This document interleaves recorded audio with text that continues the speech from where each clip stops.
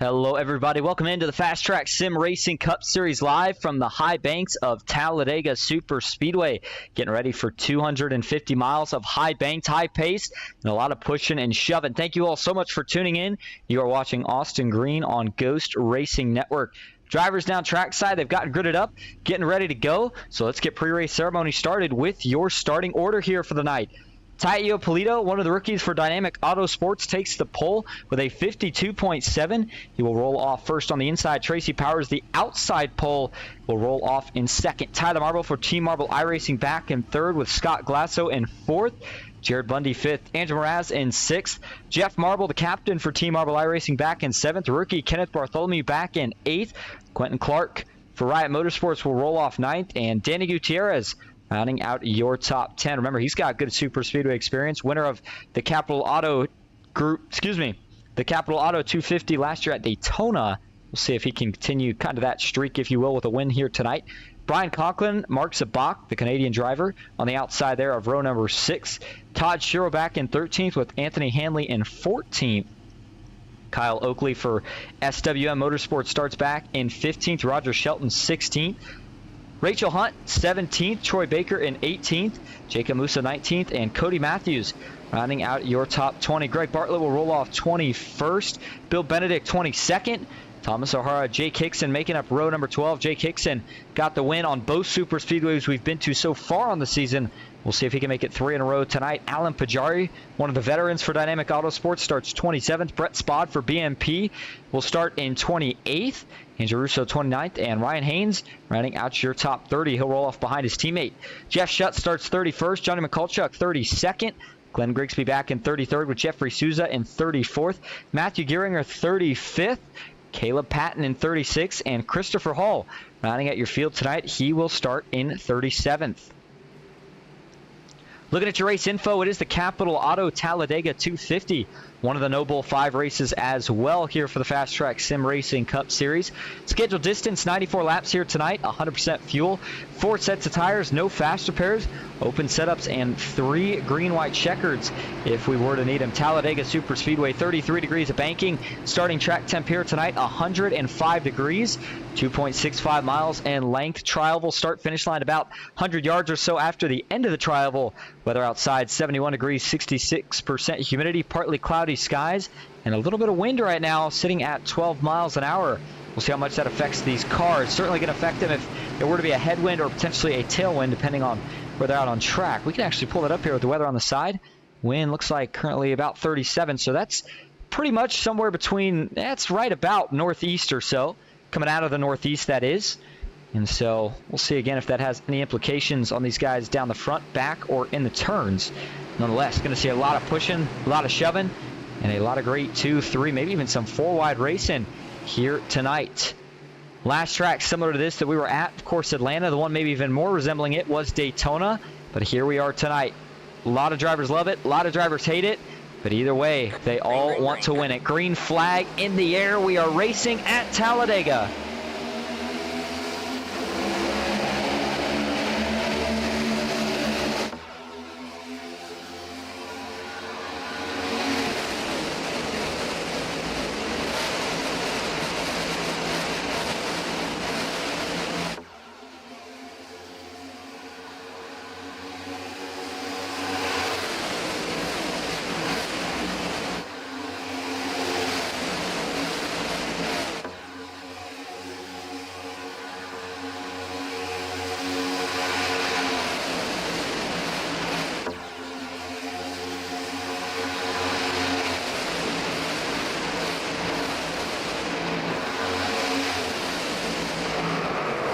Wrecking big time off of turn number 4. Caution is out on lap 1. The big one strikes.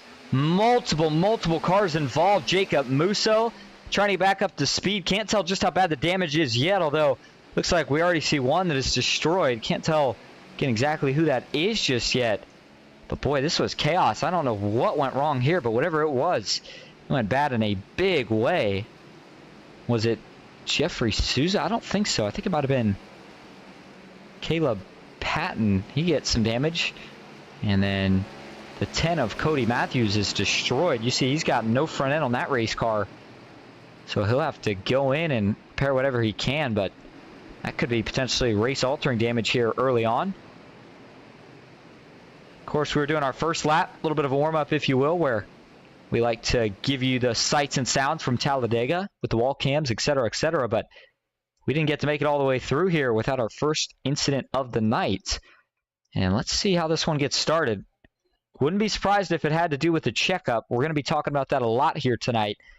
And if we go further towards the front of the field here, we're going to go to the blimp cam, actually, and watch for the checkup. Yeah, that's exactly what it's going to be here. And it starts right on the outside by Danny Gutierrez in the 08. It's going to translate out back from there. So here we go. It all starts with the front row get into the turn, and it starts really small. The 4 Scott Glasso gets a little offset. Mraz has a run, so Mraz checks up. Kenneth Bartholomew in the 73 does the same. Now it translates back to Danny Gutierrez. Danny gives the 73 a bump. Marks the box, sees that, runs in the back of Danny. That checks him up. And now as he's fading back, the 98 just not able to check up in time right there. And that's Anthony Hanley gets into the left side bumper of the 9, which sends him around. And then they're just going to pile it up from there on back. And look at the cars this one collects here. I mean, some really good fast race cars, guys that felt really optimistic here coming into tonight. And this is definitely not the way that they wanted to get things started. Give you another angle of the carnage out back here after it got started. And again, once Mark Zabak first spins, then it's just from there it's on. I mean, everybody's trying to find a way to miss it. And once the 98 gets into the 9, causes more stacking up. Troy Baker gets into the 42 there of Roger Shelton. Mark Zabak comes down across the racetrack, nowhere to go. And then up top, there you see Cody Matthews, Bill Benedict getting collected. Jacob Musso tries to shoot the middle, nowhere to go. The 07 of Thomas O'Hara on the inside, he's going to get tagged. And there goes the 77 there. Greg Bartlett getting spun back up the racetrack. He makes pretty good contact with the outside wall. I think Cody Matthews definitely getting the worst of it. But you see Thomas O'Hara down low. Still some damage to the front end of that 07 as well. Give you a couple different angles of this one here. First one from TV1.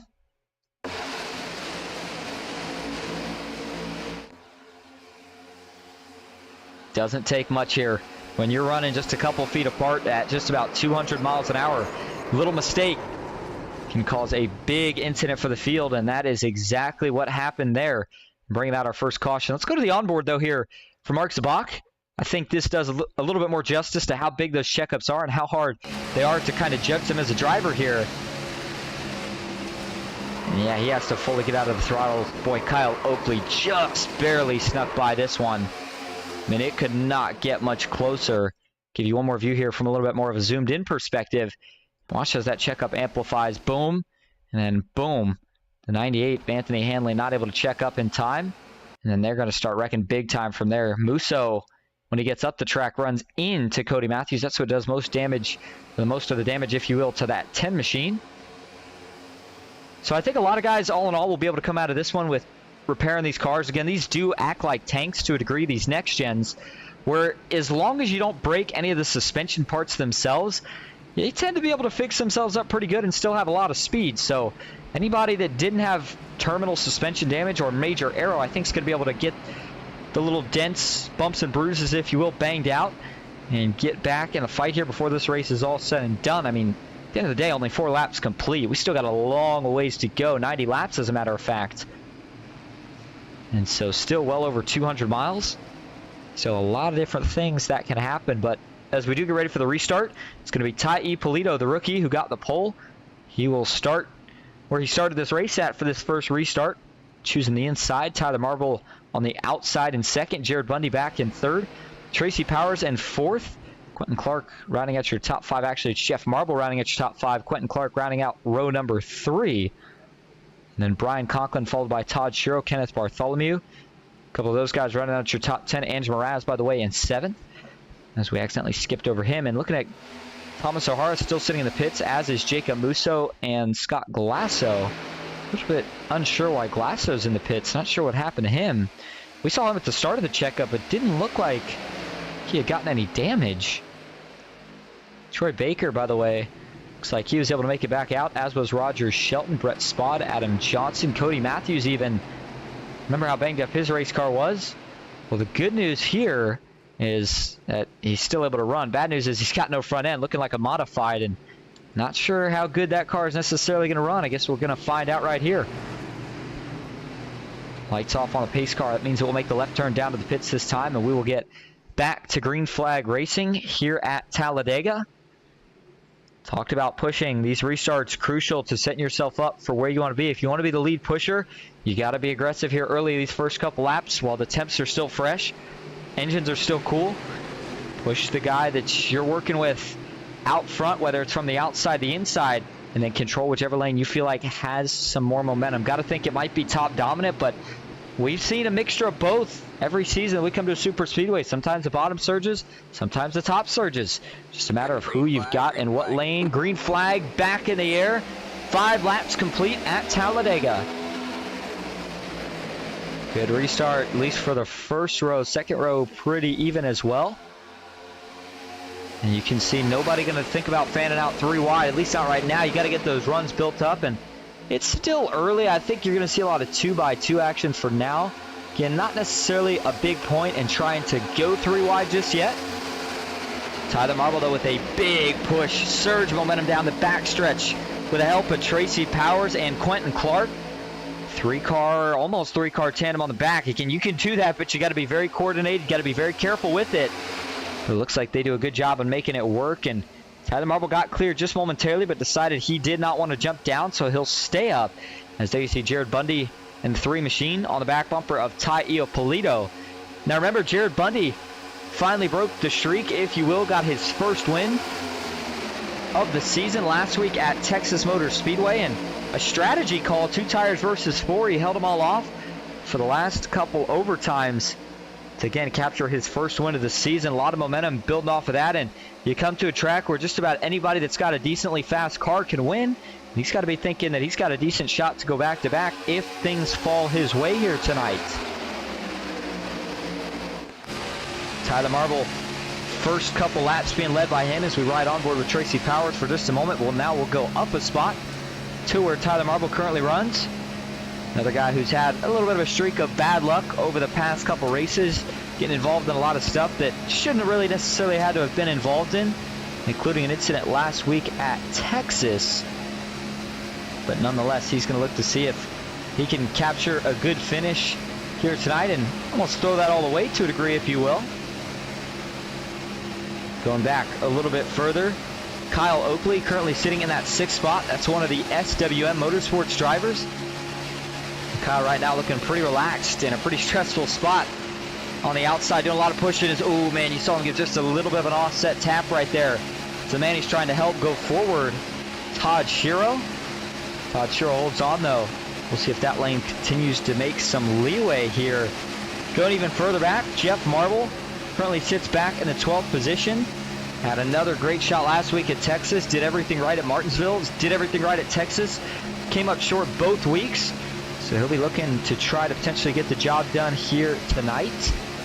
And then we go back further in the pack. Ryan Haynes, find him currently running in 17th. He is up 13 positions though from where he started.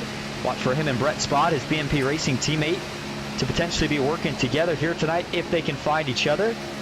And then one of the sponsors, if you will, at least one of the guys that surely helps coordinate the sponsorship for the Noble 5 program for the FastTrack Sim Racing Cup Series, and that is Jeff Shutt, bringing aboard Capitol Auto Group. Certainly appreciate everything he does, bringing Capitol Auto Group on board to help these guys out and offer that Noble 5 challenge, which we'll talk about in just a moment and a little bit more as this race goes on. And then going back just a couple spots further, we land on Johnny Mikulchuk, who's carrying not just an onboard but also the pedal cam for us here tonight. And you use the pedals a lot more here than people would think. It's not flat foot unless you're in the front. Everywhere else you're trying to manage those runs. If you're pushing a guy, use a little bit more throttle than if you're not. And if you're way back in the pack, you'd be amazed at how much saving you can do in these next gens with the way the runs kind of build themselves and the way that they ultimately work out. Meanwhile, back up front we go. We zoom the camera angle back out to see the 2x2 formation that has been hanging strong here about the last handful of laps or so. Todd Shiro leading the outside with help from Kyle Oakley, but on the inside and still running strong, it's Brian Conklin with his teammate Tyler Marble. Tracy Powers back in that 3rd spot. The inside clear by 3, but Ty Iopolito jumping back to the outside. That puts 2 make it 3, 4 Dark Horse Mustangs, 5. In fact, right now it's a battle of the Ford versus the Chevys towards the front of the field, but usually we see a split in terms of just about any league I broadcast for of mostly Chevys. Not the case here tonight. In fact, I'd say it's more Fords than anything, and you can see it there. A lot of guys like the body of the new Dark Horse Mustang, and we know in real life that you see manufacturer teammates work together. Not quite the case, at least not as much in iRacing, but nonetheless, if you see a fellow competitor in the same manufacturer, maybe help him out over a different manufacturer. 10 laps complete. By the way, what fuel is going to be looking like here tonight? Again, 100% fuel, and these cars at this track can get you right around 40 laps, not saving. Now, if you're in the front, you're going to, of course, burn a little bit more. If you're towards the back, you're going to be saving a little bit more. So we're going to open that window up to probably somewhere more so 36 to, I'll call it 42, 43 laps. Now, this is a 94-lap race, so I don't think you're going to be able to make it on one stop. You'd have to save to about 47 laps on fuel. There's just no way. Going to have a caution. Otherwise, it's going to be a two-stopper. However, there will be some strategy play that comes in, of course, to that second stop. By the way, the Noble 5 Challenge, how it works, drivers that are eligible are going to be racing, well, I guess everybody will be in it, but the drivers that are eligible, how it works is whichever drivers that are eligible, whichever one of them has the highest average finish through the 5 selected Noble 5 races will win $50 at the end of the season. And, of course, the first Capitol Auto Group sponsored Noble 5 race of the season was at Daytona for the series opener. And we saw, of course, the rookie, Jake Hickson, get the job done in that race. So he leads the Noble 5 points. We'll see how that shuffles up here tonight. But again, drivers that are eligible, we'll go through. Actually, we're not going to go through all of them. It's basically most of the guys in the field because there's 35 on the list. Point being that everybody going to be extra aggressive here tonight, not just because it's a super speedway, but because of the fact that since it is a super speedway, you can get you potentially a win and get yourself locked to the playoffs, and then also get yourself in good position for that Noble 5 money as we continue on through the season. 12 laps now complete here at Talladega Superspeedway. On the outside, Taio Polito still leading Todd Shiro. Shiro in a different looking paint scheme than what we're used to seeing here tonight, but he's got a good run going early. He's up 10 positions from where he started in that 4th spot, and he's doing a very important task right now, and that is being the lead pusher here on the 19. Look at the run they're going to get this time down the back. The 6 locks on the second they hit, or rather transition off the high banks onto the Alabama Gang super stretch. And man, he gets him clear by 1, 2, almost 3 car lengths. Does Kyle Oakley drop down? He will not. Kyle Oakley felt like maybe he just was not quite clear. In the meanwhile, Todd Shiro, Taio Polito clear by plenty. So as they jump down, that'll bury Brian Conklin and Tyler Marble, the 2 teammates who are working together, along with Tracy Powers, back to that 3rd, 4th, and 5th position on the inside line. Up top, here we go, 3rd lane. Starting to try to get formed up, trying to get something going here. That's the 61 of Rachel Hunt. Boy, she did a great job in her debut last week at Texas. Looking to see if she can build off that finish here tonight. Looked like she was initially getting some help right there and trying to make some progress, but no more help since then. And you can see that with all the stacking up on the middle and inside, she's able to actually kind of hold her own out there for a little bit. Problem is, at a drafting track like Talladega or Daytona, you've got to have some help. Got to have a buddy to make some progress. And right now, she just does not have any friends on the track, it seems like. So she's going to have to try to jump back in line, but her and Brett Spod still stuck 3x3, side drafting each other and fading back for the moment. Kyle Oakley gets pushed out to the lead now by Danny Gutierrez. Kenneth Bartholomew in tow as well. Oakley looking very calm behind the steering wheel. Let me tell you, it is not an easy thing to do when you're getting pushed at nearly 200 miles an hour into a corner now. These guys are on open setups, so these cars do handle a little bit better than what we would expect from, of course, the fixed setups. But here you go. Let's see what the speeds are looking like right now. And again, these will go up as the night goes on and the pushing gets more and more aggressive. But down the back, when Kyle Oakley and Danny Gutierrez get linked up, looks like they get up to just short of 197 miles an hour entering turn number 3. By the way, it shouldn't be too surprising to see Kenneth Bartholomew up running in the top 5 for the moment. Remember how much speed he had earlier in speed weeks to kick off the season at Daytona. Set himself on the pole. Had a good run there. Couldn't capture the win, but you knew he'd be a threat at any super speedway we went to this season. And Well, it's maybe been a little bit of a tougher start to the season than he was expecting, at least in comparison to the rest of the rookies. He's certainly proven that he is one of the top guys when we do come to these super speedways, and it's kind of a knack, a fix, if you will, that everybody has. We've got road course ringers, the mile-and-a-half specialists, and then, of course, the super speedway specialists, which here tonight are showing themselves early. Kyle Oakley still out front with the lead. Him and Danny Gutierrez have been locked together here for a decent amount of time. You wonder, with that track temp over 100 degrees, at what point does Danny Gutierrez potentially start to get a little hot under the hood of his Ford Dark Horse Mustang? So on the bottom, still trying to find some momentum. No third lane yet. As you can see, the top riding in kind of what would be that third lane, if you will. Rolling the top, not quite by the wall. Now they're going to drift down actually to that second lane between the two seams. And the Talladega Polito wrapping the yellow. Just looking to see if he can get a push from Todd Shiro. And I think Todd's doing a great job in general. Just kind of managing right now. He doesn't need to force the issue. As long as he can keep this inside relatively even with the outside, then he's doing his job. Meanwhile, further back in the pack, Jacob Musso, Thomas O'Hara have retired from the race after that first lap incident. So Cody Matthews is currently being scored as the last car running on the track. And he runs back with Troy Baker and Scott Glasso. You can see these three just now crossing the stripes. And so they will be in danger of getting put a lap down here pretty soon. Troy Baker, 34th. There's Scott Glasso, 33rd. Caleb Patton in 32nd. Roger Shelton, 31st. Ryan Haynes in 30th. Mark Sabat, 29th. Glenn Grigsby, 28th. Christopher Hall in 27th. Jet Shutt, 26th. Michael Mueller in 25th. Anthony Hanley, 24th. Rachel Hunt, 23rd. Greg Bartlett in 22nd. Brett Spa, 21st. Bill Benedict in 20th. And everybody else up. Throw them all under a blanket. The amount of times they're switching positions here per lap.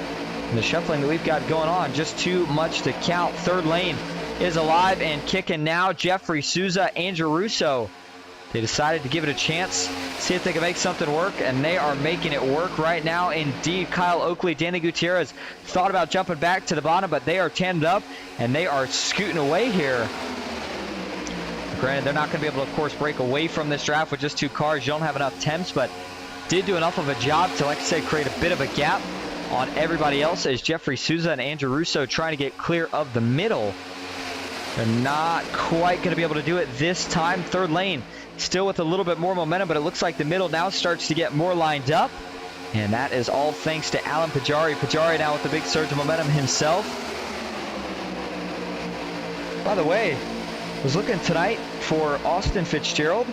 We heard last week what his thoughts were in coming into the super speedways, and not a track that he necessarily enjoys, but he did not make it out tonight. So that's one man down, and a very important man down for Dynamic Auto Sports. So that just leaves the veteran Alan Pajari and two of the rookies, Jake Hickson and Ty E. Polito. They'll be looking to try to capture, again, 3 for 3 wins for Dynamic Auto Sports at super speedways since the start of the season, as it begun with Jake Hickson getting the job done at Daytona. Turns around next week at Atlanta, does the same exact thing, goes back to back, and now here we are back at Talladega. And you're going to be asking yourself all night, how is that 16 car running right now? Back in 14th, but he is up 10 positions from where he started this race at, and he has found and linked up with his teammate there, Alan Pajari. 2x2 still up front. The disorganization on the outside, though, has caused it to actually go single file for about your first 6 to 7 cars. And then Todd Shiro side by side with one of the Riot Motorsports cars further back. As they cross the stripe this time, it'll be 21 of 94 laps complete. Again, we went back green with 5 laps complete, so expecting that first green flag stop somewhere maybe right around lap 45. And, you know, I don't think I brought that point up. I know initially what I said was on fuel, but I forgot that with that first caution, all of a sudden that does put these guys pretty close. You know, you think about maybe make it to right around lap 48 if you save some fuel. And then the question is, from there, can you make it the rest of the way? And the answer is, well, it's going to be close. We'll have to see. I still just don't know, but the way they've been racing, you certainly don't think that there's too many guys that have been saving at least a ton of fuel at this point. So now more and more start to single file out as Alan Pajari, Jake Hickson, though, the rookie and the veteran, the two teammates, though, They have got locked together on the outside and showing you what two good setups that are similar to each other can do. Jake Hickson trying to not let off the back bumper of Pajari again. If you can stay tandem together, it is a night and day difference, the progress you can make in these cars. But once they got broken up, that momentum, that surge, if you will, all of a sudden stalled out. But they did exactly what they wanted to do. They got up towards the front, and now they've picked up their third and final teammate here on the night. That's Ty Ippolito in the 19 machine. And so now that he's up, this basically gives Dynamic Autosports complete control, for now at least, of the outside line with 3 cars. Kyle Oakley on the bottom, still getting pushed by Danny Gutierrez. Just behind them is Brian Conklin, Tyler Marble, and Tracy Powers. Jared Bundy, and don't look now, but here comes one of the No Excuses Racing teammates, and it is Johnny Mikulchuk in the 72. He is getting pushed from Todd Shiro. Just behind Todd, though, that's where that breakup is on the outside, that you wonder how it's going to affect their momentum, if it's going to affect it in a negative way, or if they've still got enough cars to continue rolling, which it looks like they do right now. Adam Johnson on the outside, but further back, just looking to try to get a run to get closer to these guys up front. 23, going to be 24 laps complete when we cross the stripe this next time. Up front and leading for the moment is Ty Ippolito and Alan Pajari. As they get clear, we're going to take a quick break, but we'll go side by side so you don't miss a thing. Stick with us at Talladega.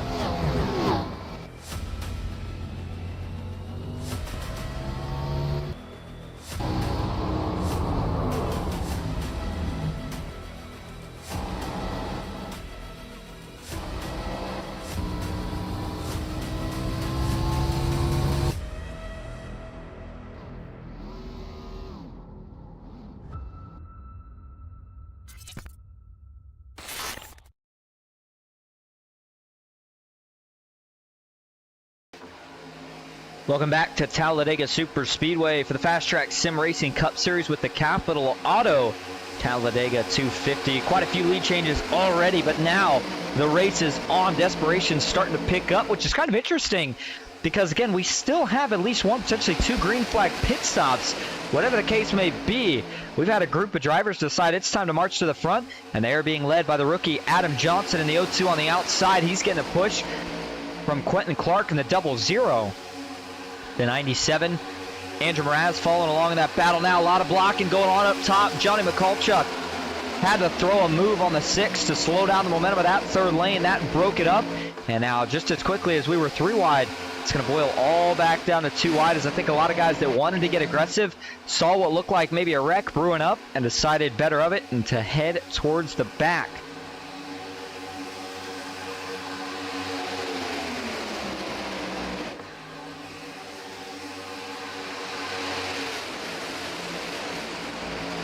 Couple stragglers now in danger of potentially falling off the pack. Catches your eye is probably this group right here, being led by Anthony Hanley, Michael Mueller, another one of the Riot Motorsports teammates. The 27 there of Jeff Schutt in that pack as well. They're trying to catch this group, which is trying to catch this group. So you kind of again have 3 miniature packs right now that are still all within relatively realistic range in order to catch each other.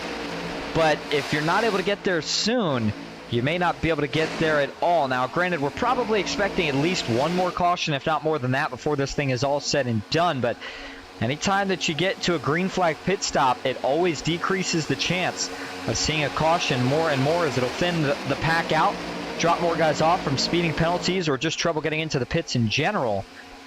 Right now, I think Tai Iopolito feels more than comfortable in his rhythm, still out in front. Him and Alan Pajari have had a couple of close moments, but overall the chemistry has looked really well. And Dynamic Autosport showing the dominance right now as they continue to lead here at Talladega. Jared Bundy with a peek to the inside. He's going to dive down. Ooh, I think the 3 made that move a little early. Quentin Clark, though, is going to go with them, try to see if they can get those 2 rolling. You know, the idea, at least with these next gens, it's so easy to make momentum, but at the same time, if you've already got momentum, it's even easier to make progress. In that case, by Jared Bundy jumping out when he did, it's kind of hard to get the momentum going, but once it does, get it wound up, it's going to be really, really tough to slow it down. Meanwhile, if you can time that run right, you jump out as a guy has a run, you've got to run, and you get tended up pretty quick. That's really how you make a ton of progress in a quick while in these cars. But still single file, 3 up top, 2x2 out back. And expecting that first pit stop again, and probably, I'd say about, I'm going to say 15 to 20 laps from now. Again, just really depending on how much you've saved up to this point. If you saved a lot, you're going to be on the late end of that. If you haven't saved any, you're going to be on the early end of that. Next time, we're going to head to a super speedway, at least of this caliber, Daytona International Speedway, which will be later in the summer, about towards the end of summer. We've got a couple of big races coming up here in the coming weeks. We'll talk more about them in just a little bit when we actually go over the schedule. But, you know, with the Coke 600 coming up in real life, going to have the longest race of the season for the FastTrack Sim Racing Cup Series as well. With, I believe it'll be 150 laps or so at Charlotte, maybe 200 actually. And then the All-Star Race making a return to North Wilkesboro this season. Excited for that one. But it's just something about super speedway racing as a driver. You know, for me personally at least, it's just my favorite kind of racing. I mean, there's so much more that goes into it than you would think from simply sitting up here and just watching a lap. And of course, during the week, there was a lot of officials. These guys all had a chance to race through all of them. And one thing I can tell you is the level of talent in those versus this is not even close. These guys right now, 32 laps complete at a super speedway and only 1 caution to show for it. That was due to a first lap incident that stemmed from a major checkup on the outside around Mark Zabak. But since then, it's been all clean and green. A lot of 2 wide, a little bit of single file, and a little bit of 3 wide at one point. But now that they're back to single file and 2x2, you wonder when guys start to slowly work their way down and kind of gauge up and get ready for potentially that first green flag stop of the night. Let's go back. I want to go back to a pedal cam here with Johnny McCulchuk. We're going to go to the gyro cam. Again, watch the footwork here as he's in line. It's not as much as maybe we'd see at a track, say like Martinsville, but he is not full throttle. I know it's, again, a little tough to see, but I can promise you that that right foot, it creeps up just ever so slightly. And right now, I think his pedal cam, yeah, you see just that, just really, really slight foot movement. He's got a foot on the brake too, just in case these guys get out of shape, get squirrely. Now, by the way, getting down to pit road, we'll talk about that when we start to see the stops. But in general, it's not going to be easy here. These cars are going to be trying to go from about 200 miles an hour to under 60 miles an hour in the length of half a straightaway. Not even that, probably more like a quarter of a straightaway, as it's the short chute from 4 down to the tri-oval. to when they have to pit. And you got to make sure that you're communicating not only to the guys you're pitting with, but the guys that you're pitting around, because you don't want somebody not knowing you're pitting, potentially getting into the back of you, turning your car around if you forget to inform the field. Talladega Polito still leads the way here at Talladega, as we are now officially about 1/3 through this race. 34 laps complete of 94. I guess I should say we're a little bit more than 1/3 of the way through this race, as it is 60 laps to go. And so when we see that first stop, talked about an opening strategy up for the second stop. Do you pit short? Do you pit late? Right now, though, I think you have to run this one out as far as you can. Now, Talladega Polito and I think the other two Dynamic Autosports teammates might very well be the first three to come in. Unlike other tracks where we see the short pit strategy maybe encouraged at this point in the run, this would just simply be because, well, Talladega Polito's going to have less fuel as he's running out front, and you might see more of the same for Alan Pajari and Jay Kickson, who, while not directly leading the way, are still pushing their rookie teammate pretty hard. And the harder you push, the more fuel that you're going to burn. Further back, 2x2 still, Kyle Oakley. Boy, he's been grinding at this bottom lane here for a while, and there's just not been anything to show for it.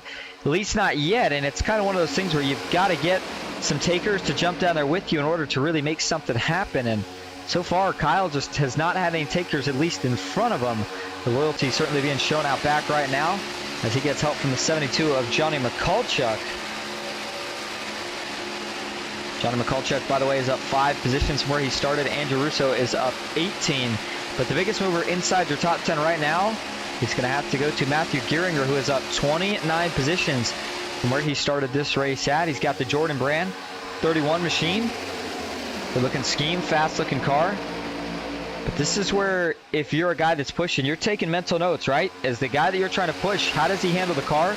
How does it seem like his car in general handles the pushes? And it's somebody that you feel like you could work with at the end, or is it someone that if you saw at the end, you'd be trying to split them 3 wide, 4 wide, whatever it took to get around them. Back to the inside, there goes the 35 of Brett Spod. Saw a bit of a gap, decided he wanted to take it, didn't want to stick around and worry about that mess for too much longer of swapping in and out. Just as I say that, 31 jumps high, and it looked like for a brief second there that Brett Spod thought about maybe giving a block, and I think he quickly realized that maybe that wouldn't have been the best decision, at least in that case. Single file, 4, 5, 6, 7 cars. The outside, it's still the 31 of Matthew Geiringer. Getting a push from the rookie Adam Johnson. Todd Sherrill just behind them. You saw Todd poking the right side nose out just a little bit there through 3 and 4, trying to cool his Ford Dark Horse Mustang off a little bit. Meanwhile, up front, Talladega Polito, Alan Pajari, and Jay Kickson, I mean, they just look like they're out on a Sunday drive. They do not look stressed at all, and you can't blame them. Of course, they built a setup that's won both super speedways we've been to so far, but I'm telling you, tonight is going to be different. I think it's going to end different. I think there's going to be a lot of chaos, as it seems like you sometimes tend to see when you get these clean runs early. But hey, you never know. Certainly would like to see it go clean, and Talladega Polito, the rookie, is still looking for his first win of the season, so I'm sure he wouldn't mind either, as long as he were the leader for the rest of the race. We all know that's not going to happen. There's a look at Alan Pajari and Jay Kickson as well, the driver out of Harrison, Tennessee. Just watching his mirror right now, probably doing more mirror driving actually than front driving. He's waiting to see, when does this outside line get enough momentum where they could potentially be a threat? When do I get to a point here where I need to start thinking about moving up? And doesn't seem to feel like he's in that spot just yet. But you can definitely see that outside line. They've got some fight, they've got some grit, and they're going to continue to try to make their way up here, at least until we get to that first green flag pit stop, which we expect to be in probably around 5 to 10 laps from now, depending on where you're at in this pack. I think you'll see the guys towards the front pitting first. I think you'll see the guys in the back trying the strategy of just running the thing until it's dry. And thought Adam Johnson was maybe thinking about making a move there on Matthew Geiringer. He realizes better of it. That's not quite going to work. Here we go off of turn 4. No pitters, obviously. Wasn't expecting any, but it was an interesting formation to see the way some of the guys pulled off and did decide to pit that were either a lap down or getting ready to go a lap down. Talladega Polito, that car continues to look very, very fast and clean, fresh air up front. with his teammate Alan Pajari pushing, but this outside, on the other hand, just not the case at all. I mean, only 2 cars right now, Adam Johnson and Matthew Gearinger. They got to get linked together just to try to hold even here, but they're definitely not going to make progress. They're probably going to go all the way to the back, especially if the 6 here decides to split them. Todd Shiro's got a bit of a run. Will he take it? I don't know. He doesn't look like he's really got any help. I think that's a smart decision right there to keep it down.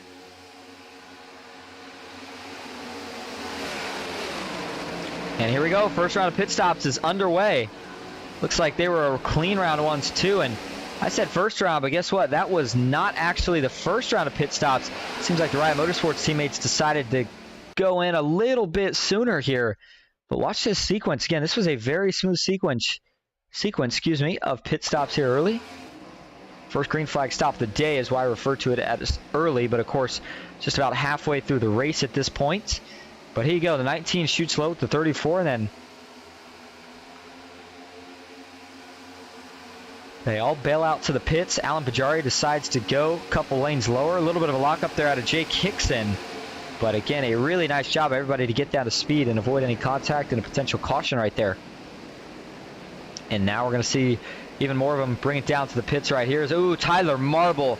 Wow, he had to thread the needle right there, as I'm assuming he was staying out, and a couple guys that were coming in did not get off the track, and he's not going to be too happy about that one. That could cost him the draft.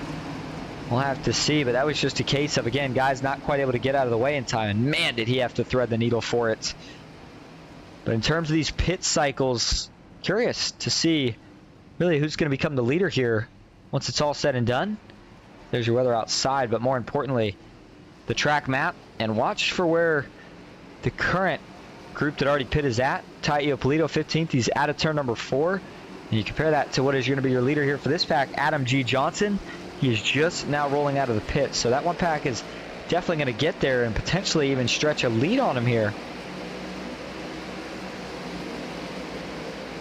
So officially halfway through the Capitol Auto Talladega 250 here tonight. 42 of 94 laps complete. Not had too many incidents so far, just a couple of smaller things that have gone on. One caution up to this point. And I can tell you that there's a good chance when they all group back up, they're still going to be pretty split up in terms of how big each pack is. And that would be a good indication that something went wrong in pit stops, either a penalty or a potentially missing your box. Whatever the case may be, I think that's definitely going to be something we see here as the 0-2 of Quentin Clark making his way back out.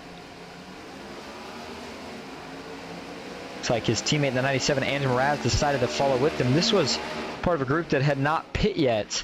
And if we go here to TV3, you're going to see them pop into the picture here. Quite a hurry and really, really quick. Up 8 positions from where he started. Quentin Clark going to try to merge out right here with the 97 of Andrew Mraz. And looks like they're going to be able to do just that. Jake Hickson back in 3rd. Quentin Clark in 4th. Andrew Mraz 5th with Tracy Powers in 6th. Johnny McCulchuk in 7th. Brett Spod in 8th. Matthew Gearinger 9th. And Andrew Russo currently rounding out your top 10. All right, well, the pay window for what we thought was just going to be opening now changed up. So all of a sudden, I no longer think that just about anybody's good to go on one stop. I think it's going to be a 2-stop for everybody, with most of them already completing one of those 2 stops. We'll see if it indeed ends up panning out that way or not. And we'll have more of the racing action when we come back. Going to take a quick side-by-side break. Ty Iopolito currently leads at Talladega.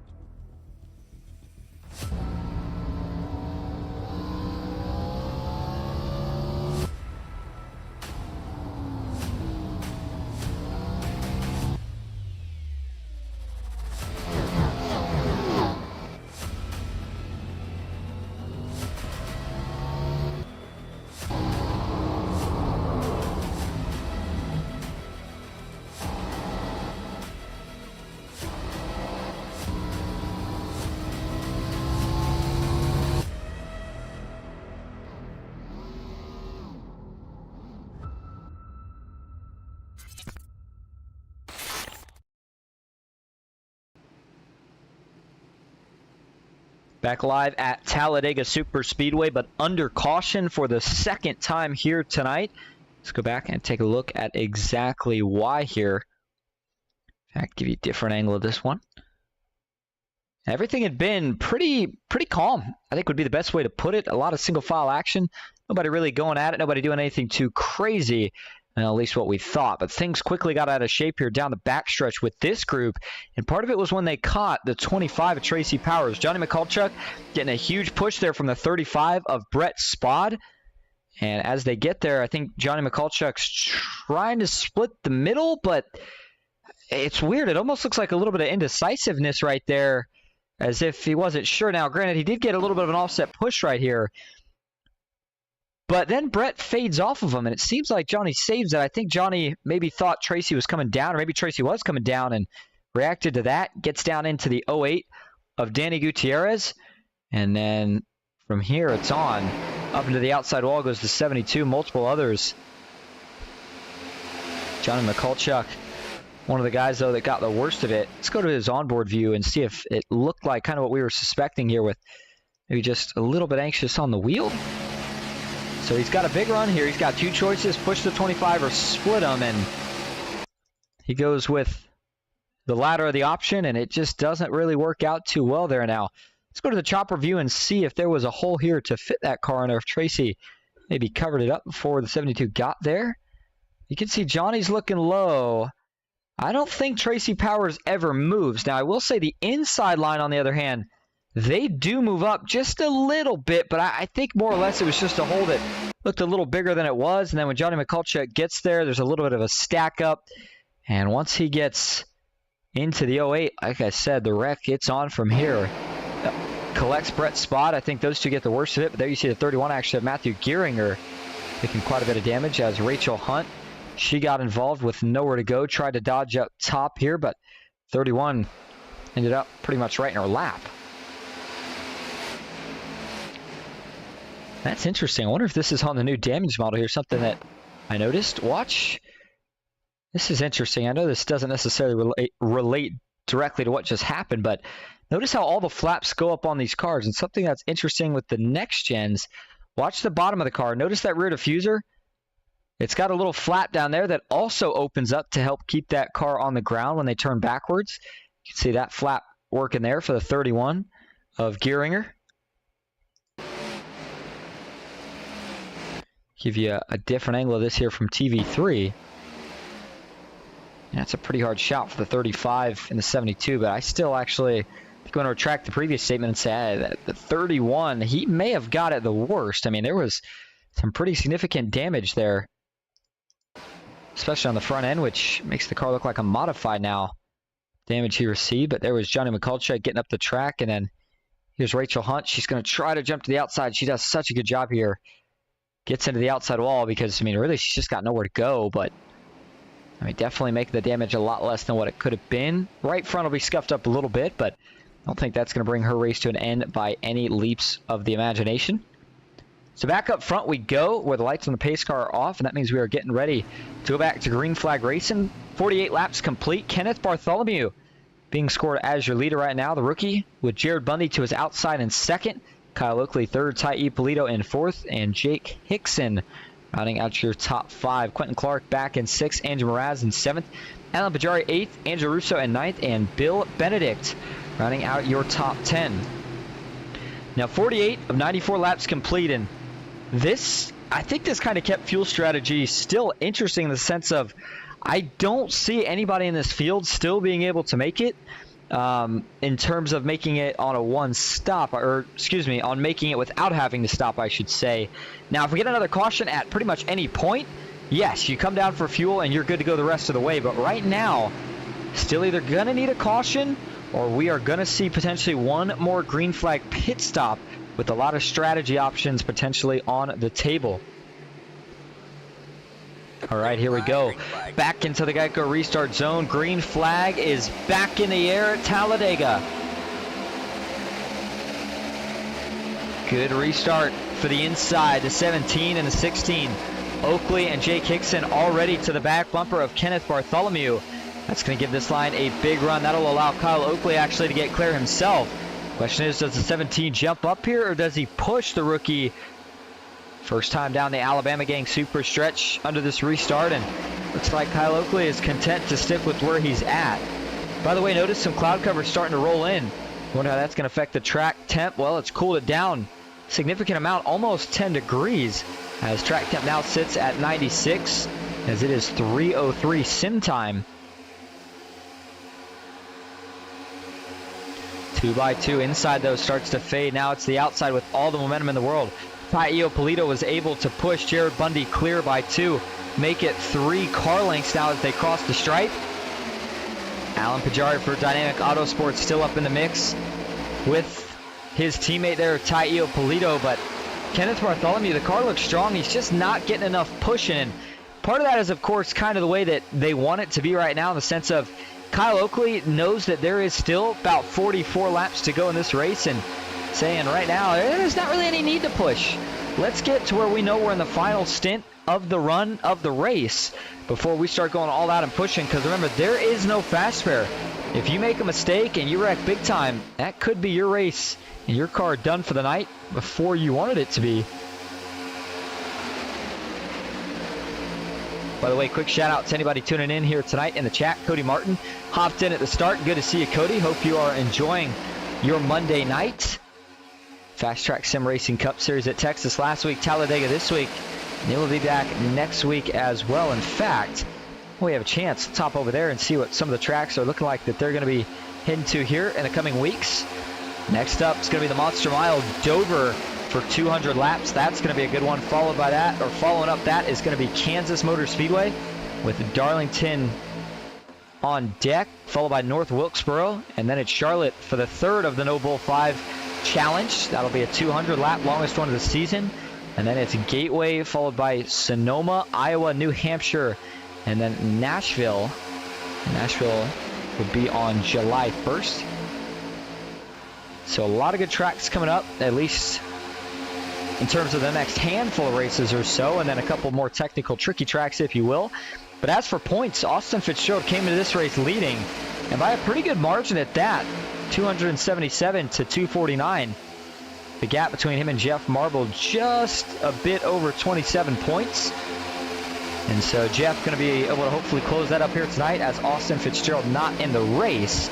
And you got Jake Hicks in third, Talladega Polito fourth, Kyle Oakley in fifth, Tyler Marble sixth, Michael Mueller seventh, Ryan Shiro eighth, Quentin Clark in ninth, and Thomas O'Hara, maybe the dark horse there, of the top 10 for points. But a good job so far. Now, along with normal points course, there is the points battle for who is going to get Rookie of the Year. And as it stands right now, or rather we'll call it the way the rookie points stand right now, Jake Hickson leads that category, Talladega Polito second, Michael Mueller in third, Quentin Clark fourth, Andrew Raz in fifth, Kenneth Bartholomew in sixth, Brandon Saylor seventh, Adam Johnson in eighth, Mark Zabak in ninth, and Greg Bartlett currently rounding out your top 10 for rookie standings. Well, there's a lot of focus that goes into the pack as a driver, but it's kind of a moment maybe like right now where things are at least relatively calm. I'm not going to say it's easy, but all things considered as a driver, this is kind of where you're setting yourself up for the moves that you're going to make later in the race, maybe getting a little practice with it, but nobody's going through wide, and I think that tells me that everybody, at least for now, is content with getting some more laps ticked off, maybe trying to get closer to that last green flag pit stop before they start thinking about making any crazy moves. Well, I'll tell you what, Kyle Oakley, as it runs right now, sitting in a very good spot. The lead pusher on that inside line, pushing Kenneth Bartholomew. Go back to a cockpit view. Here for the 17. Go back just a row. And Oakley squares him up down the back. And you know, one of the limiting factors for these cars is as good as they push, man, they get hot so quick. And when you get hot, you got to bail out. When those temps hit red, flashing red, you have got to get out of the throttle, back up from the car in front of you and let those temps cool. If you don't, you're going to blow your motor, cause a stack up, and your night's going to come to an end. As I think to replace a new motor, it's something along the lines of 45 minutes. But I think that's kind of just one of the things that Kyle Oakley's managing right now. Feels pretty good about the job he's able to do, pushing Kenneth Bartholomew. And so he'll try to push him back out to the lead, but if he can't, he's okay with just managing this gap. As you see, he'll bail off in the corners. and get back to him in the straight. And again, that'll change by the end of this race. I can promise you'll see pushing through the entirety of the corner, at least if you're in the lane that wants to win the race. 55 of 94 laps complete, so that gives us 40 laps to go, technically 39 and a half. And the reason that's important is because now, as they cross the stripe this time, everybody is officially going to be in their fuel window as long as you're running with a pack. If you're by yourself or up front, it's maybe going to be a little close, but that fuel window did, in theory, just open. So we'll see if we get any takers here for the first time down the pits, or for this time down the pits. Couldn't tell if I saw anybody. I almost don't think I did. Yeah, I don't think anybody decided to go into pits, at least not that time.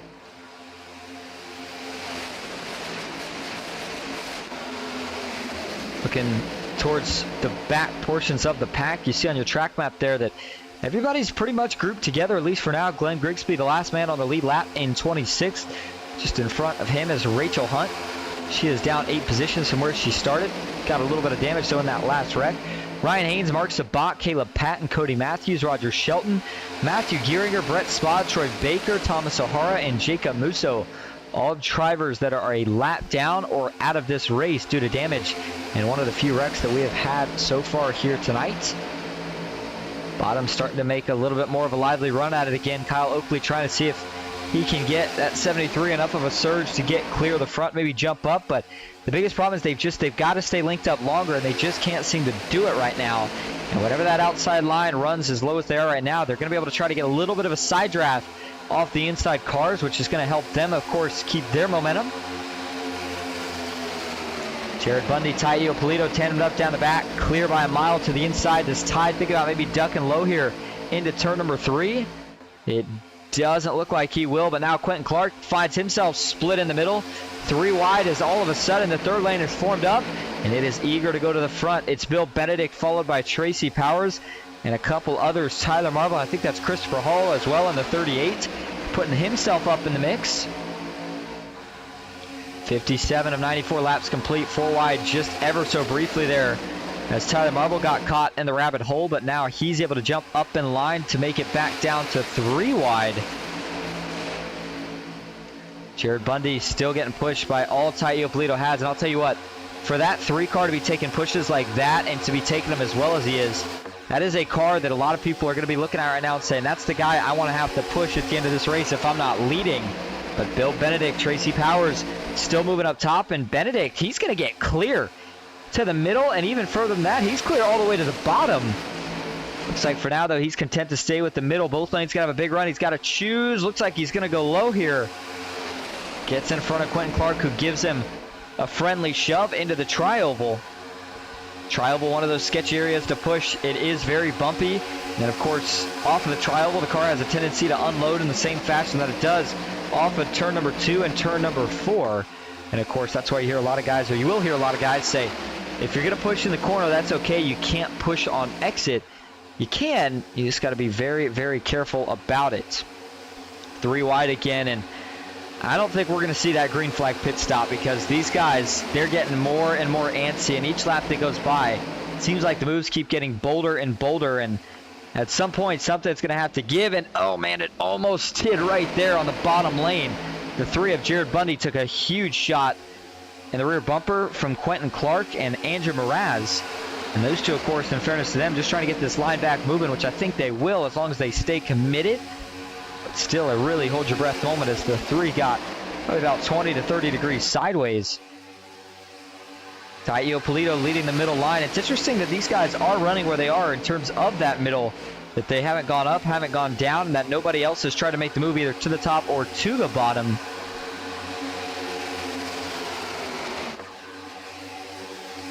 And so 60 laps complete. It'll be 61, and that'll give us 34 laps to go.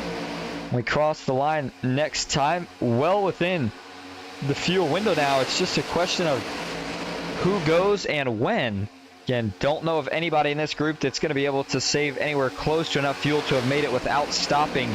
That's assuming this run were to go green all the way. But if we get a caution at any point from here on out, then everybody will come down, top off, and be good to go for the rest of this race. Jeffrey Souza and Adam Johnson, one of the rookies and one of the independent veterans last season, find themselves at the back of this pack, trying to get linked together to catch back up.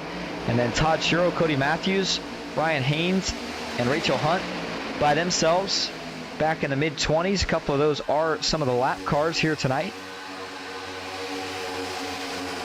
And then towards the middle portions of this pack, still got quite a few big names there. Jeff Marble, Brian Conklin, two teammates locked together. And if they could dispose, if you will, I say dispose, but I just mean if they could shuffle out this 25, that would put Team Marble iRacing with three teammates locked together.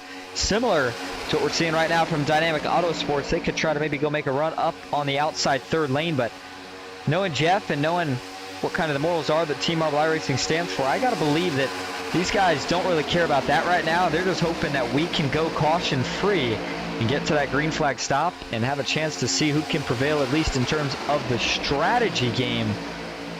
But I have a feeling that maybe everybody's going to run this one out. Thought maybe they'd pit a little bit on the early scale, but seems they have not. As again, the window's been open now for about a handful of laps or so, and there has been no sign of anybody pitting, much less a group of cars.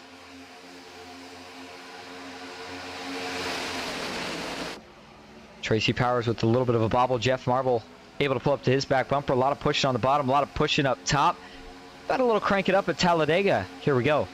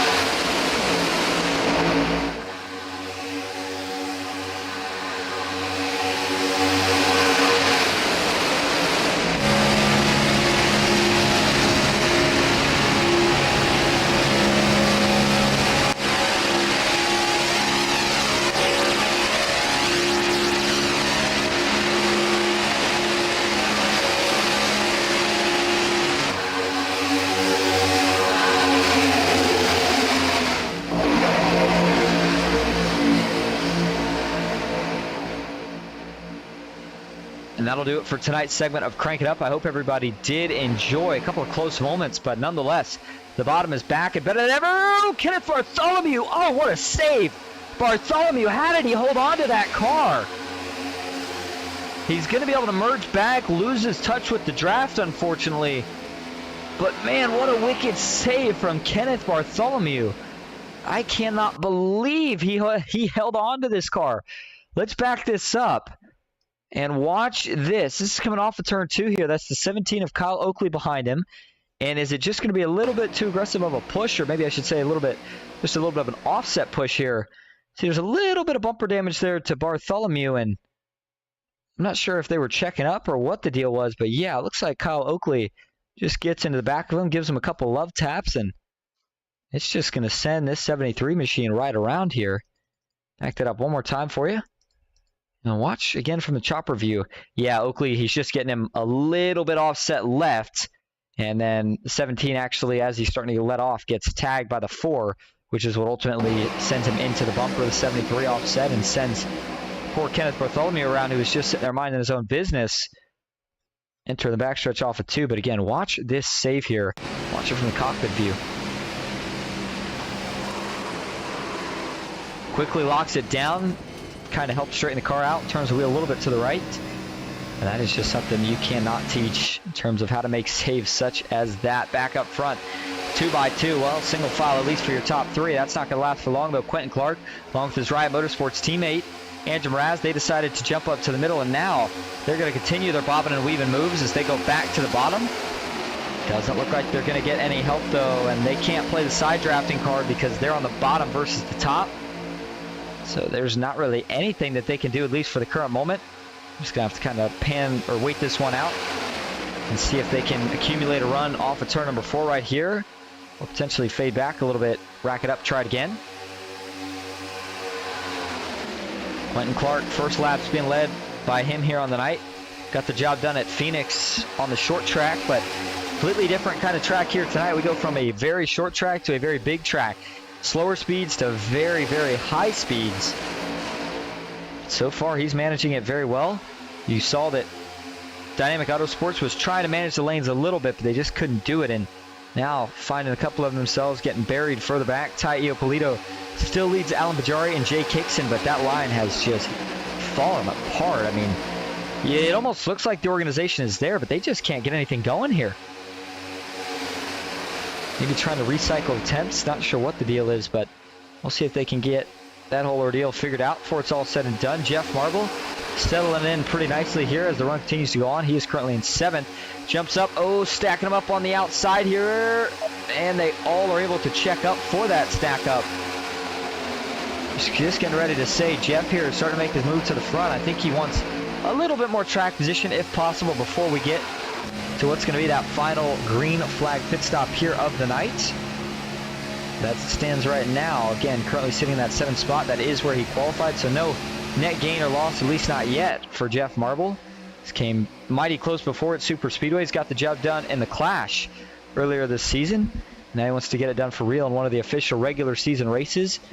Boy, would that be a big difference maker for his championship hope and the confidence that he'd like to bring into the playoffs, which, you know, are still a while away, but can never take him completely out of your mind. You're always thinking about the playoffs whenever you think about some of the racing we see at Talladega and the implications it can have with getting a guy who maybe isn't strong at a lot of the tracks we go to and give him a chance to potentially be right back in it again when we come to a track like Talladega.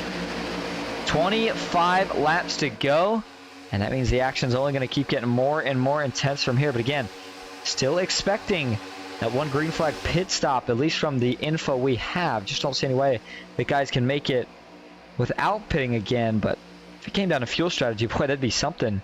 I don't know who I'd have my money on right now as to be in the best fuel position of anybody. And certainly a lot of guys that have the edge in terms of who's got the best shot of just winning it if it were to be a race all the way to the finish. And so as they'll hit 24 laps to go this time, they're going to take another side-by-side break. We'll be right back. Stick with us. It's Quentin Clark leading at Talladega.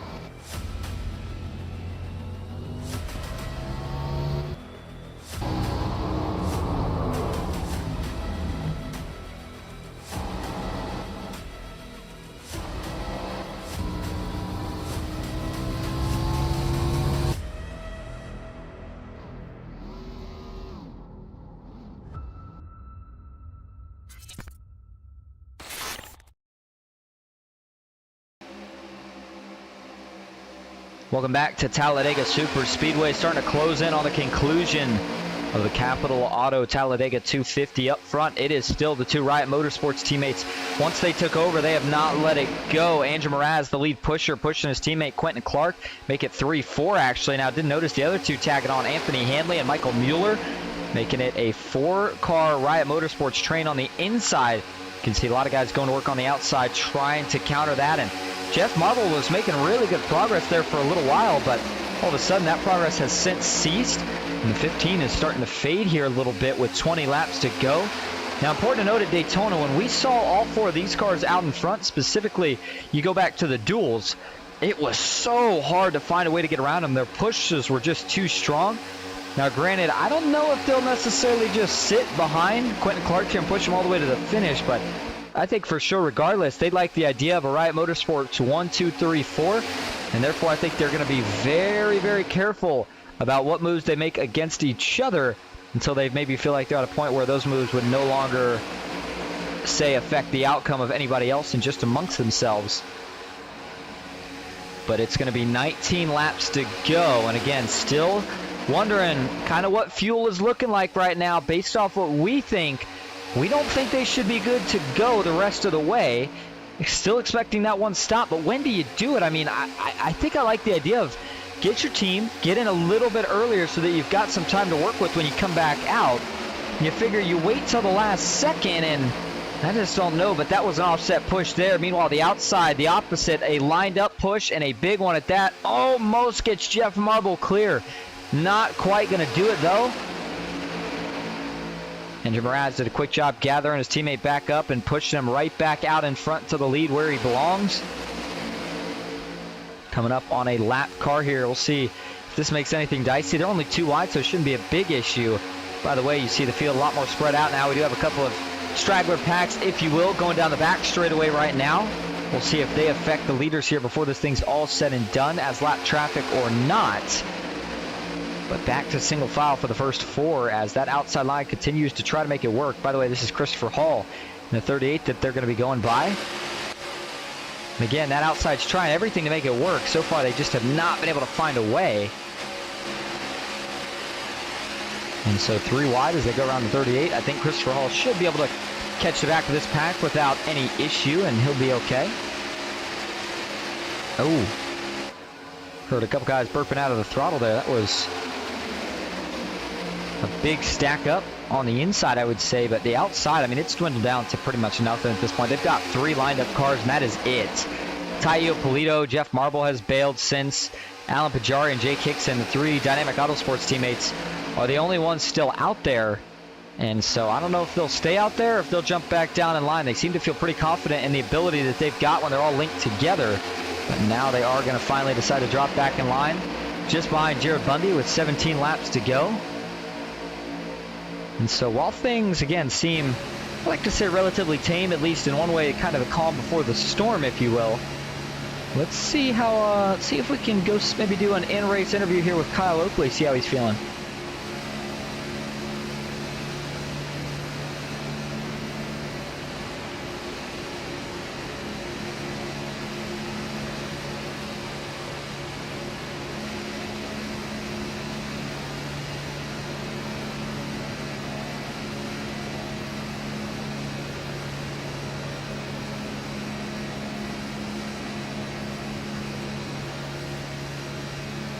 All right, and so looks like we got an onboard shot here. Kyle Oakley, this is Austin up in the booth. Got a copy? Yes, sir. Well, we see you running in the pack, and we don't want to distract you for too long, but, I mean, iRacing is kind of the only thing where we could have a chance to do something like this. So, you know, we're watching you right now, single file action, kind of the calm before the storm. What kind of insight do you have onto what's going on down at track right now, and what do you think is going to change? I'm not sure. I just hope this pit cycle works out because we didn't pit under that last caution.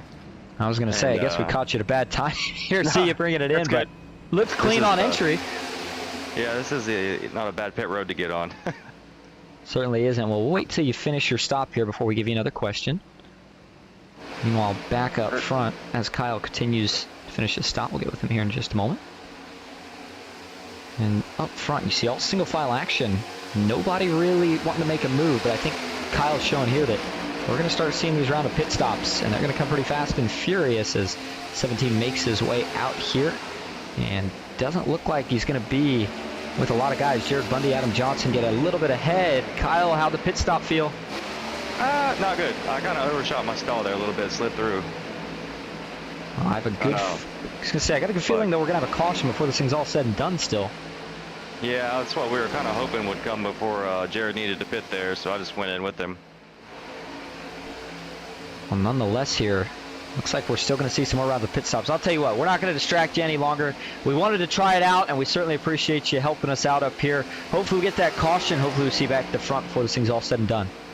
Yes, sir. Thank you, buddy. And I certainly feel a little bit bad. Now I'm hoping that we didn't mess up Kyle there. I didn't realize they were pitting that time. I thought for sure, based off what we saw, they were going to run it out even later, but from the sounds of it, they may have been about at the end of the fuel tanks, at least Jared Bundy was. And so that shuffles some things up. Meanwhile, back at the front and leading the way is Tyler Marble for Team Marble iRacing with 14 laps to go. Tracy Powers second. Ty Iopolito in third. Alan Pajari fourth. And Jake Hickson rounding out your top five. By the way, the Riot Motorsports drivers already making their pit stop. No surprise there. And they came out a little bit split here. A couple people with trouble. Actually, Anthony Hanley with a major trouble on the pit stop. He has lost his teammates, as has Quentin Clark. So a lot of separation here between a lot of the teams is certainly going to make this an interesting finish after we see the last of the groups pit. And in order to complete that cycle, we're still waiting on the leaders here. Tyler Marble, Tracy Powers. Let's see, do they all come in this time, or do they continue to stay out? Potentially another lap, the 48, and they're going to bring it down this time. Not too shocked to see this. Got to get in clean here. It's the money stop. Can they all get in okay? Looks like they do. Alan Pajari on the inside. So the 19 of Ty Iopolito there. Watch to see if he's able to come out here pretty close to Tyler Marble and Tracy Powers. I guess I should say all three of those guys together. And Tyler comes to a halt in his box. Tracy Powers a little slow to get in, but it looks like it was a clean entry nonetheless. Now we turn our attention to the leaders, working their way off of turn 4 into the tri-oval, and it is Andrew Mraz and Michael Mueller, Brian Conklin, Jeff Marble. And now how are they going to blend out, at least in regards to these guys right here? Well, working their way off the pits, Tyler Marble. Looks like he got a pretty good exit. But there you see the group of the guys who have already pitted. It's a pretty big group. They're going to pick up a couple more. But all in all, I think we're only going to have maybe about a 10, at most maybe 15 car battle for the win here if this thing stays green the rest of the way. Tyler Marble not going to be able to stop that run, but you can see Jeff shooting down low. Oh my goodness, wow. That was a huge shot he gave to Tyler. That was too big of a shot. Actually gave Jeff some damage. I know you got to keep your teammate up there, but man. I mean, look at the front of the 15 now. It looks like he hit a light pole. You got to hope that's not going to affect him too bad, but that's definitely something to take note of for the 15 if he jumps out of line. That was a big shot to the back of Tyler Marble, though. He's going to get back to his rear bumper, gives him a shove, and looks like they are going to be able to stick with the leaders here without any issue. So you see how it goes towards the back of this pack, at least for now, and the way that is, looks like it goes back to Jake Hickson. And so that is 9 cars with this lead pack. Jeffrey Souza, Tracy Powers trying to track down the leaders. They're with a couple of guys who are not on the lead lap. And they're sitting just outside of that draft right now. Souza is about 3.5 seconds back of catching the draft. If they push, they might have a chance, but going to be closing in right here on 10 to go. And I just don't know if there's going to be enough time, especially if this front group decides to keep it single file. The other issue is that this front group is catching another group. Now this will be to put everybody in this group another lap down, but it could certainly sport some things up a little bit in terms of if all these guys that are going to have to potentially be fighting for the lucky dog decide they want to get racy when this group catches them. And we could see 2x2 and a mix of leaders and lappers all the way down to the checkered flag. Got to get all the way to that white flag, which is still about 8.5 laps away before this race can be deemed official. So still a lot of things that can happen. Still over 20 miles to go. But it seems like anytime we come to these super speedways, it always comes down to either strategy or a photo finish or a mix of both. And I'm telling you, I think that this is going to be Team Marble iRacing's big chance right here. We've already seen a couple of close ones throughout the season, but you look at a guy like Brian Conklin. He's a guy where if he makes it to the playoffs, you know he's going to make a deep run into the playoffs. He proved it last year. And you look at a track like Talladega and the run that he's got going right now, third with 2 teammates lined up behind him. This could be his night. They're going to have to contend, though, with the 2 Riot Motorsports teammates of Andrew Mraz and Michael Mueller. And you know those 2 are not going to give it up easy. Man, look at the speeds they're running. They are pulling a draft and flying away. 100 to 200 miles an hour, actually, going into turn 3 as Roger Shelton will pull high. Time to see where everybody else goes. Does anyone move over here for the leader? Nope. Quentin Clark, in fact, is going to jump up. They're going to pick up a 3rd teammate. Boy, that was actually a good call right there. They know that they've got 3 Team Marble iRacing teammates behind, so they said, okay, if you guys got 3, we're going to go ahead and pick up our 3rd. And so with Quentin Clark jumping to the outside, that now puts Riot Motorsports still 1-2, but with the 3rd teammate leading the way. And again, Quentin Clark is a lapper, so that's not for position necessarily, but they're also going to be trying to keep him on the lead lap. That way, if we were to get a late caution, the 00 could get that lap back and have a fighting chance to the finish. Jeff Marble on the outside here, getting a push from Danny Gutierrez. Looks like they're going to jump back down. They leave the 3 Dynamic Autosports teammates out on the outside all by themselves. I think if you're Jeff, Tyler, and Brian, you got to maybe think about jumping up as soon as you see this run come from the 19. If it's not now, then it may be never. And looks like Jeff is going to choose not to go with it. Tyler doesn't either, and no move from Conklin as well. And, ooh, the 97 Mraz, he did decide to jump up there. Didn't expect that move. A little bit of a block there, trying to control the lanes now for the Riot Motorsports teammates as Quentin Clark will stay camped on the bottom.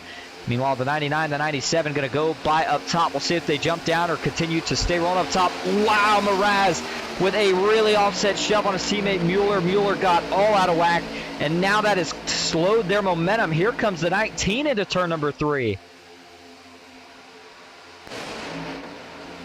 Going to be 6 laps to go when they cross the line this time. And, you know, I would say this is where you start to think about making moves, and of course it is, but there's not a lot of organization, so there's really no practice in timing up these moves right now. A lot of gaps, a lot of spacing. Now, whenever you have that spacing, you start to get runs, and whenever you get runs, that's when you start to get moves. Jeff Marble faded back a little bit as he tried to give a bit of a shot there to the 00 of Quentin Clark. As Clark fades towards the middle portions of the pack, Jeff Marble still up top with Danny Gutierrez, and I just wonder how much is that front-end shot, that front-end damage that he took, affecting him. It seems like when he gets up in a draft here, in this case on his teammate Tyler, he's okay, but getting a pull, you wonder if maybe that car is not quite pulling up to the rear bumper of the car in front as good anymore, or if just not catching that draft as much. Now it's going to be 5 laps to go, and I still would not rule out a caution just yet because they're getting antsy up here, and you can tell that the blocks are going to start getting bigger and bigger. The moves are going to start getting more and more desperate as all of a sudden Dynamic Autosports trying to hold on to the lead on the outside versus Riot Motorsports on the bottom. Big problem here is I think that Andrew Mraz has ran himself out of attempts, at least momentarily. We'll see if he's able to find a way to cool off, do a switch or something. You really want to have enough attempts to push your guy as hard as you can on that last lap, but at the same time, got to try to maintain that lead. And boy, the 97 is still all over the back bumper of the 99, swiping him left and right as they get down the straightaway again. It only takes one bad swipe, one bad push to send a guy sideways and throw the race for a loop. And will the 19 duck low here? Tai Ippolito continuing to stay up top. Alan Pajari continuing to stay committed to his teammate. Now, important to note, of course, that 16's got 2 wins already on the season. Meanwhile, the 19 and the 34 still dragging just a little bit behind. No wins yet for Alan Pajari or Tai Ippolito. But tonight could certainly be the night for one of them. And I have a pretty good bet here that Pajari is going to stay pretty loyal the rest of the way to his teammate, unless something were to happen to change his mind. But it's just going to come down to a battle of willpower at this rate. Side by side, tandemed up, the bottom and the outside again here. The 97 and the 99 versus the 34 and the 19. That third car can make a big difference down the straights, not so much in the turns, but wow, actually we were seeing a bit of a 3-car tandem there in the turn for a minute for the inside. But if Quentin Clark can get on the back bumper of his teammate and they can get a 3-car tandem versus a 2-car tandem, they will make more progress. Now, interestingly enough here, they keep catching these lappers kind of at weird times that I think is helping the bottom a little bit. But I'm looking back to Jeff Marble, Tyler Marble, and Brian Conklin, and, you know, we're coming to it's going to be 2 laps to go next time we cross the stripe, and you're running out of time. I mean, you can certainly try to set up a run for the last lap, but if it doesn't work, that's your only shot at it. You try to go now, it works, then you're in a defensive position where you go now and it doesn't work. You can try it again another couple of laps, but I just don't know. I think they're going to have to try to make that third lane work. I think they will. I think it's just a matter of time before they go ahead and do just that. Tai Iopolito still leading up top.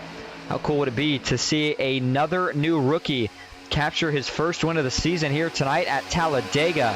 It's been a rookie takeover kind of season. A couple of veteran wins sprinkled in there as well, but I mean, it's just impressive what the rookies really have been able to do up to this point and what they continue to be able to do, as we have now hit 2 laps to go, and that means this is the last lap for a caution if we're going to get one. Everybody's starting to size up their moves. Big run on the bottom. Michael Mueller surges back out in front with a push from Andrew Mraz. Now they've gotten back control of a couple lanes here. Does the 99 pull high? He does. He's just trying to let Mraz cool right now. That is the goal. I don't know if we'll see the 97 jump up at all, but that was a big, big move right there by Mueller jumping up. That might have given the 97 all the temps he needs. Looks like Alan Pajari is trying to stage himself for a run and one final push the rest of the way. Mueller jumps up yet again, letting his teammate cool just a little bit more. But here comes the run on the outside. Here we go. White flag in the air. 1 lap to go. And if that would have been for the finish, Tai Iopolito would have won it, as he is going to actually change things up. Shuffles low. That pushes Alan Pajari to the lead on the outside, but he's fading. Loses all his momentum. It's now Michael Mueller pushing Tai Iopolito with all he's got. And Tai Iopolito is a sitting duck right now. There goes the teammates. Oh, he throws a block. Puts Mueller into the wall. The 99 is out of it. And now further back, more blocking. This time Mraz on Pajari, 3 wide. Here comes the 48 up top. All bets are off now. The 19 with another block. The 97 looks slow. Another block. Tai Iopolito holds him off. Now they're wrecking. Getting down below the apron goes Pajari. The 19's got to hold on. He might have to make one more block. I don't think the 97's going to take another block. Is the run enough? It is not. Tai Iopolito gets the win at Talladega.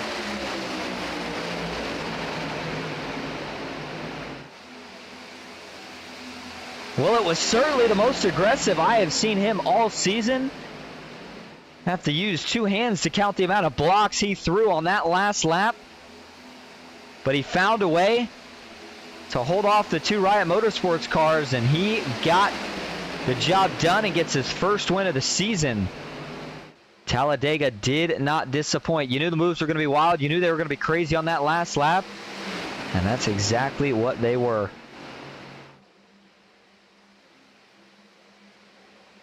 Looking at the finishing results here as he comes around to celebrate here tonight. Tai Iopolito, again, your winner.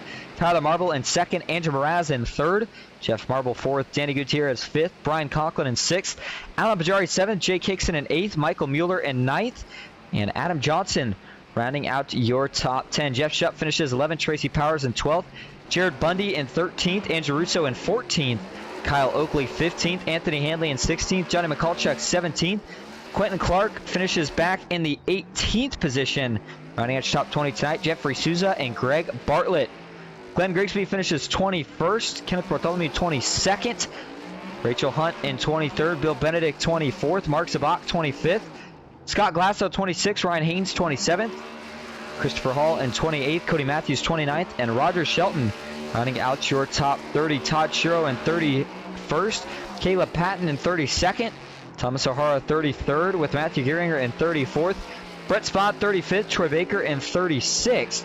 With Jacob Musso rounding out the field, he finishes in 37th. All right, well, obviously we're going to have to go talk to your top 3. You see Tai Iopolito continues to celebrate here just behind, I guess I should say, the start-finish line. Burning down the house. As he should, a well-deserved win. But let's go back and break down this last lap before we go get interviews from your top 3, because it was a wild one. There was a lot of blocking going on here. And, I mean, to a degree, that's kind of what we've come to expect with the nature of racing at Talladega. But here you go.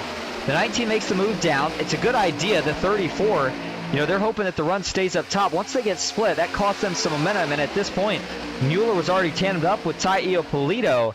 And at this point, you knew that Ty was really just a sitting duck. So Mueller's going to drag back a little bit, wait for help from his teammate. He jumps out. I think he gave the cards away a little too early. I think that's kind of what got Mueller right there. He jumped out of line before he had the run. And by doing so, Ty Iopolito had a little bit of time to react to that. And I think that's what kind of allowed him to be able to make that block. And then you see the big push, gets the 99 to the back of the 19, sends the 99 into the wall. Well, this thing was not done yet. You see Alan Pajari actually get into his teammate there, Jake Hickson. And then the 97 Mraz, he gets another big run here. He's going to take a look to the outside, another block. 97 tries high, fades low. Nothing there. Another big block from the 19, makes it stick. And then the 97 and the 34, they tangle here off of 4. Let's go back and look at this one here as Pajari, it was a little bit of a checkup. Pajari got the 97 up the track, and then, yeah, well, I guess maybe some fair game there. I'm not sure, but it certainly looked like the 97 got a little physical there with the 34. Maybe not too happy about the way his teammate was driving him. And then Quentin Clark with the split 4 wide on the bottom. Big run up top. Jeff Marble was trying everything right here, but I think the aero push from Mraz tucking back in line there at the last second was just enough as you saw him wreck coming to the stripe.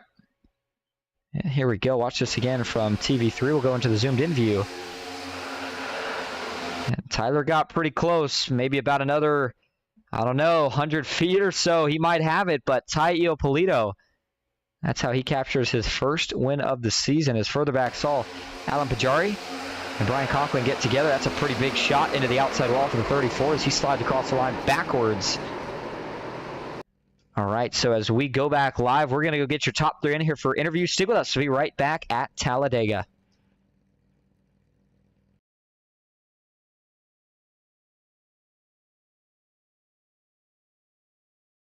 All right, going to start first with your third place finisher here tonight, Andrew Mraz for Riot Motorsports. Andrew, this is Austin in the booth. You got a copy? I do, Austin. How are you doing? Good. Well, man, a whole race, and it always seems like it comes down to the last lap at a track like Talladega. Walk us through everything that kind of you saw from your perspective in that last lap, and if there's anything you wish you could have done different. Oh, I wish that I told Mueller to go high outside of Ty, but Ty just blocked him. We were 6 mile an hour faster than he was. He was going 190. We were going 196, 197, and a block like that ends badly for someone, and down the bad side of the stick, it happened to be Mueller. So I feel bad for him, but I feel good for Riot getting a podium finish at least. But yeah, there are bad blocks being made all over the place. Well, certainly a lot of aggression there on the last lap. But, I mean, nonetheless, as a team, you guys looked phenomenal there for a while. 4 cars lined up, got broken up a little bit through that last green flag pit stop. But how important is it to have that teamwork at a track like Talladega? Oh, very important. Definitely when we work day in and day out and just practicing super speedway racing and how the best way to cool the motor, especially being a pusher and being the leader and all that stuff, what you need to do. Being the leader, there's a lot more to it than just holding a straight line. You have to listen to the second car, make sure that he's not getting too hot and moving so that way they get the cooler air and stuff like that. But the teamwork, it was phenomenal when we all 4 of us got together. Certainly was. Well, you bring home a podium finish. So before we let you head out tonight, is there anyone you want to thank or shout out? Yeah, I'd like to thank Sim Coaches for being a sponsor on the vehicle, DDE as well. Bullify, use Mueller 300 at checkout for a discount code on your bowling attire. My teammates at Riot Motorsports for being there when I need them and all that stuff. You for broadcasting, Jeff and Tyler for putting this league on, and all the sponsors that help this league grow and flourish. And, of course, thank you for talking to us again. Congrats on the 3rd place finish, and we'll see you next week. All right, thank you. All right, and now that brings us to your 2nd place finisher here on the night, Tyler Marble. Tyler, this is Austin in the booth. Got a copy? Yes, I do.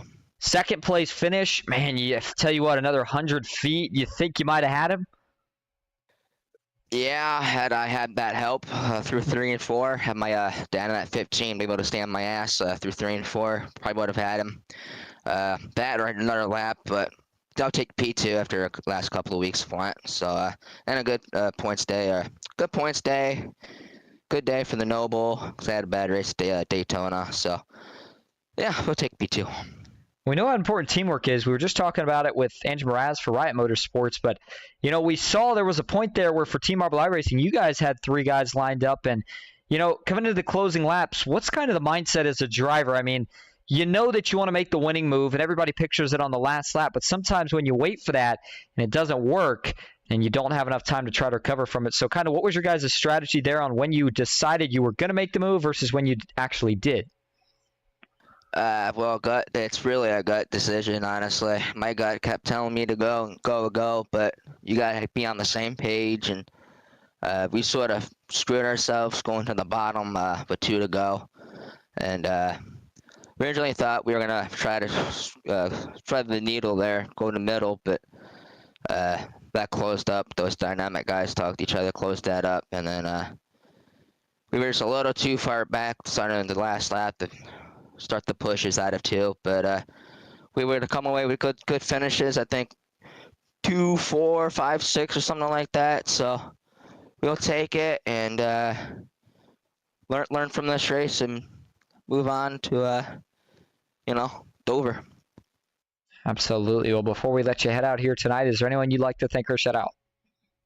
Yeah, I'd like to thank you for broadcasting.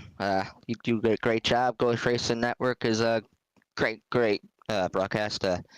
Keep up the great work. I'd like to thank our title sponsor, Alloy Wheel Repair Specialists out of Richmond. I'd like to thank Capitol Auto Group, Jeff Shutt, John Michalczak, those guys, that team sponsoring our Noble again this season, and the championship race. I already did Ghost. Thank you again. Sim Racer Hub for a great place for points. Butt Kicker for giving up free butt kicker to a lucky driver in the series at the end of the year. DA Design Studio. Thank you, Donnie, for he's gonna give us our champion a t-shirt.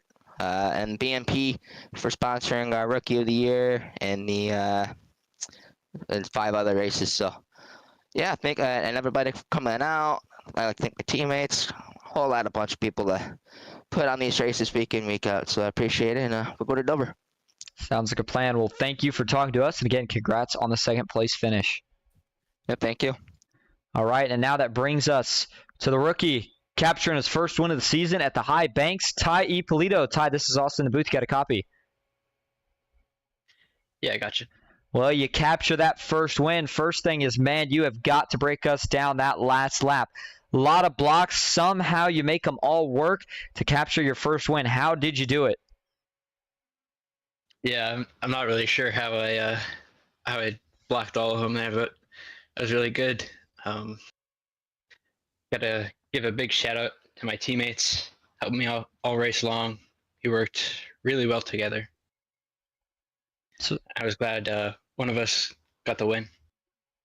Yeah, I was getting ready to say, I mean, you guys certainly did work together, and we kind of thought there was a good chance one of you'd get the win once you guys jumped up top. And, you know, speaking of the win, now that you got that first win out of the way, kind of that chip off your shoulder, do you expect the next one to come pretty soon, potentially a back-to-back next week at Dover? I sure hope so. I really like Dover. Dover's my home track.